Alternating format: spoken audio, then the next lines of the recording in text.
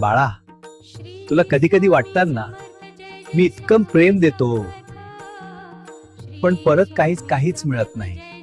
लोक बदलतात, नातं बदलतं, शब्द बदलतात आणि मग तू स्वतःच विचारतोस, प्रेम देण्यात अर्थ काय?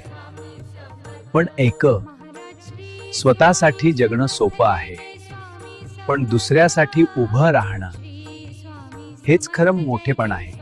जेव्हा कोणी पडतं तेव्हा दोष देणारे हजार असतात, पण हात पुढे करणारा एकच असतो. तू तो एक हा बाळा, जीवनात प्रेम दे.